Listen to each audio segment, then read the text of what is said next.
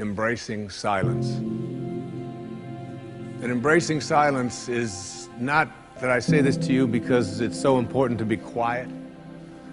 What I have learned, I have a dear friend, and many of you know, we've put out tapes together, we've appeared on stages all over the world together. He's like a brother to me. His name is Dr. Deepak Chopra,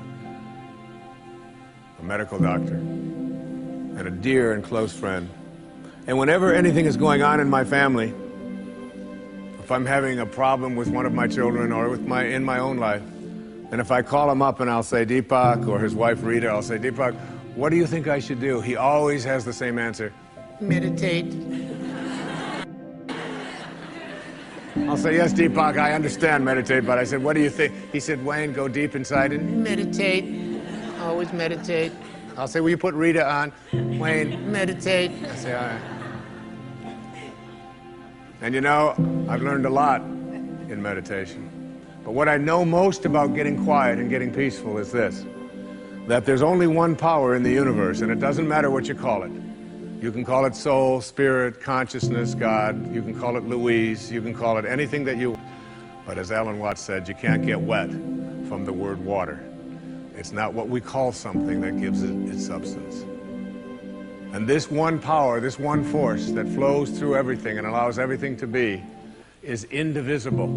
You can't cut it in half. You can't divide it. It's one. It's knowing the one. And everything in your life is almost always given a division. Male, female, young, old, tall, short, black, white, good, bad, up, down. These are all dichotomies. These are all these splits that we all have in our lives. The whole physical world that we live in and are immersed in, it's always immersed in this division. I used to teach a course at St. John's University in New York, and I used to tell my students when I was trying to teach this principle, anybody who can come to class and bring with them a magnet that only has a North Pole, I'll give you an A in the course. You don't ever have to attend another class. And no matter how thin they would slice that magnet, there was always the South Pole, because the physical world is made up of dichotomies.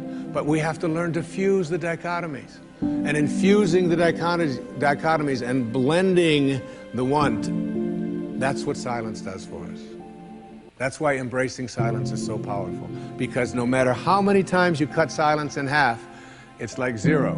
You still only get silence. In Zen, they say it's the space between the bars that holds the tiger. And it's the silence between the notes that makes the music. These words that are coming out of my mouth right now come out of the silence. And finding that silence and embracing it means that you go to the place within you that you cannot divide. Just like you can't divide the source, the one, the spirit. You can't divide that either. It's only one. So when you go into your silence and you begin to practice meditation and you begin to make this a part of your life and embrace silence, what you discover is this is where you'll come to know your source. You'll make conscious contact with your source. I can't tell you how many people that have come to me who have suffered from serious illnesses, who've been given diagnoses that it's terminal and that you can't do it, who have gone out to the wilderness and have decided that I am going to commune with nature. And the transcendentalists, Thoreau and Emerson, they believed that nature was our source and that we were all products of nature. And if you can get back to your source, if you can get back to that feeling of being with spirit, that's where healing can take place. And I've had wonderful stories of people who've told me that it was when I began to embrace that silence that I began to feel more connected to my source.